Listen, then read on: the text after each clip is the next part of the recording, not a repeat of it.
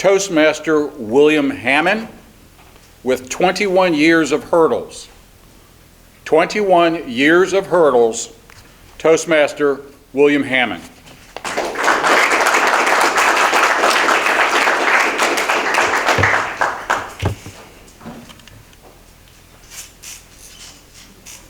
General MacArthur said an old soldier never dies.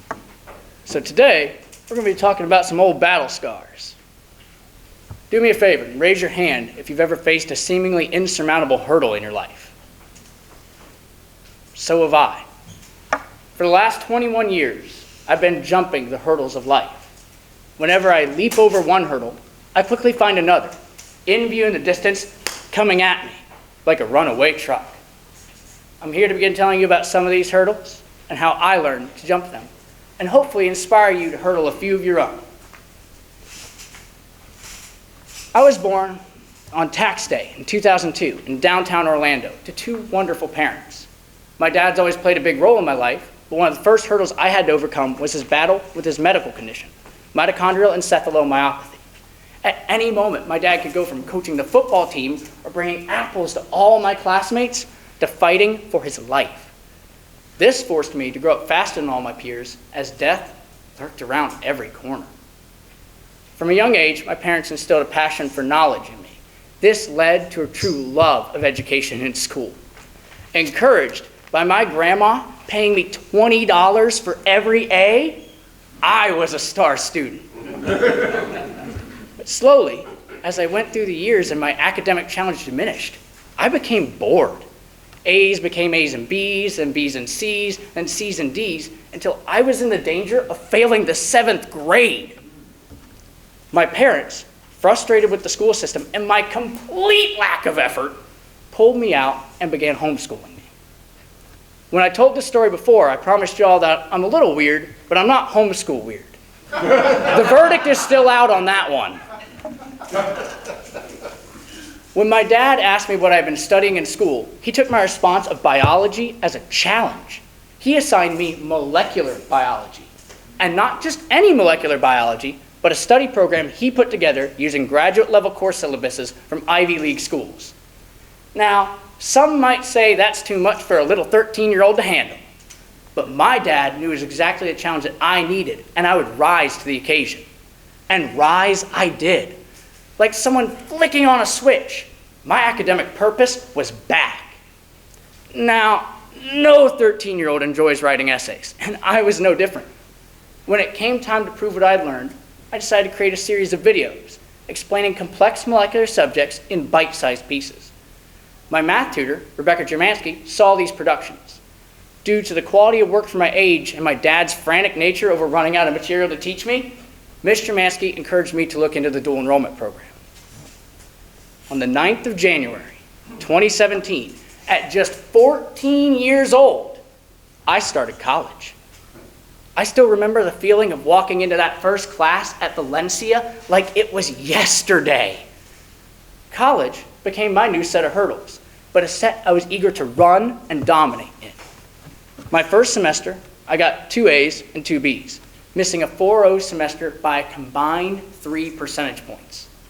I became like a machine, cranking out A after A, consistently at the top of my classes. My next 3 semesters at Valencia would be 4.0 semesters, earning me President's List honors. All my success would come to a screeching halt when at just 16, mitochondrial encephalomyopathy would rear its ugly head and wreck my life just like it had wrecked my dad's all those years before. Now, here's a fun one for you. I bet you can't say mitochondrial encephalomyopathy 3 times real fast. But suddenly, classrooms became hospital rooms. Professors were swapped for doctors. Just 4 months after my last college final, doctors would tell my terrified grandparents to prepare for the worst, that I probably wouldn't make it to Christmas. It was just early August. Can you imagine that? Mitochondrial encephalomyopathy is a terminal condition which affects the brain and muscles. It's triggered by environmental factors such as perfume, pesticides, petroleum, VOCs. When triggered, it begins to strip your brain function and eat your muscle mass from within.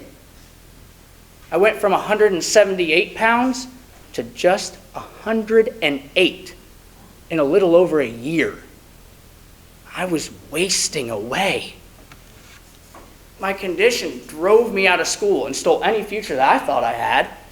The only glimmer of hope for me was that doctors had told my dad the same thing some 20 years before. He's still here. He simply became a shut-in, determined to avoid a world which was deadly to him. 4 months to live, figured I got nothing to lose. And I too became a shut-in, like the boy in the bubble. At 16, I found the ultimate hurdle before me, a fight for my life. The only reason I'm standing here giving this speech today is because I drowned out all the noise and let my dad coach me in attacking these next hurdles. After years of being a shut-in, the chemicals which had built up in my bloodstream slowly diluted, and I became healthier. Slowly but surely, I've been rebuilding my life from the ashes. Just in the last year at 20, I decided to start venturing outside my bubble.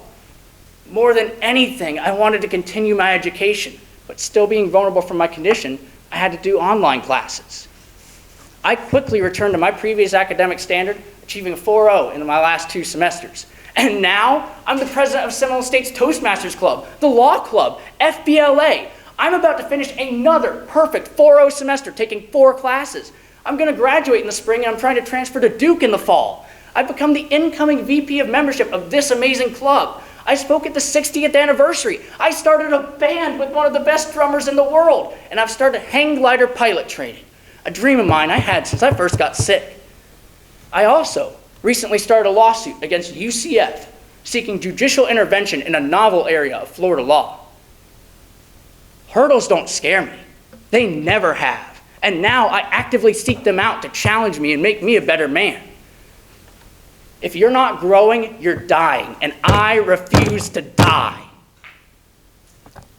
You all have inspired my fight and my drive. If the college kid who's supposed to be a ghost isn't afraid, neither should you. You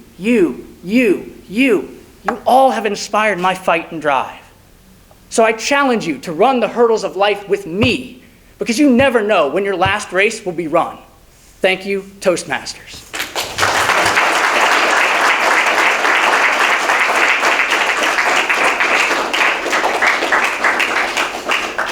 60